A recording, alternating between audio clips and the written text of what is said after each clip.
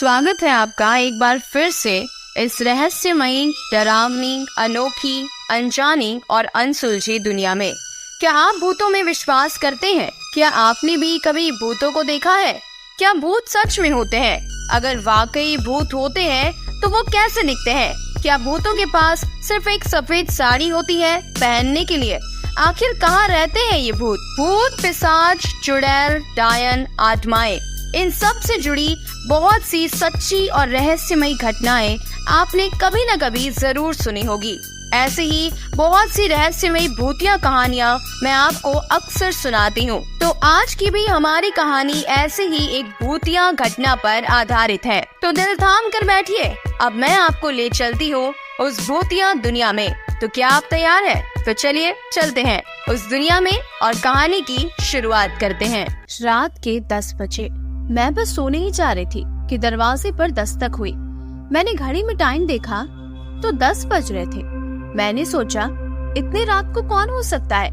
दरवाजा खोला तो सामने सुलक्षणा खड़ी थी, मेरे बचपन की सहेली।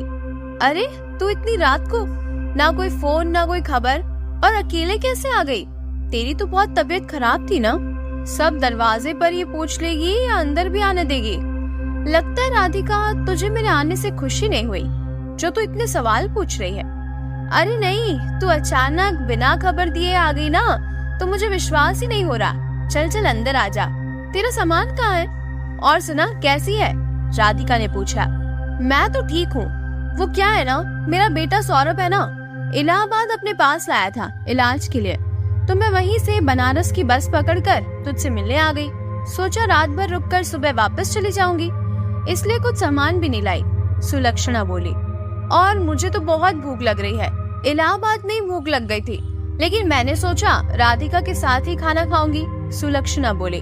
अच्छा चल, हाथ मुंह धोकर कपड़े बदल ले, मैं अभी अपने कपड़े दे देती हूँ। हम दोनों तो हमेशा पहले भी एक दूसरे के कपड़े पहन लेते थे, फिर कुछ खाने का भी साथ मिलकर कर लेंगे। तू कपड़े बदल, जब तक मैं अदरक वाली मस्त चाय बनाती हूँ तेरे लिए, राधिका बोले। सुलक्षणा चेंज करके आ गई, चाय पी और बोली, खाने को कुछ है? राधिका बोली, सुबह की भिंडी की सब्जी है, जीरा आलू है और 4-5 रोटियां होगी। सुबह रवि की फ्लाइट थी, दिल्ली जाना था, कुछ जरूरी मीटिंग थी, तो सुबह 11 बजे खाना खाकर गए थे, तभी बनाया था। ऐसा कर, रोटियां तो है, थोड़ा गरम चावल बना लेते हैं और एक सब्जी बना लेते हैं।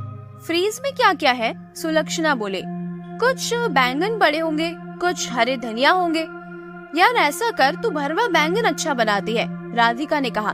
वही बना ले। और दोनों ने मिलकर खाना बनाया और खाकर बिस्तर पर आकर बातें करते करते सो गई।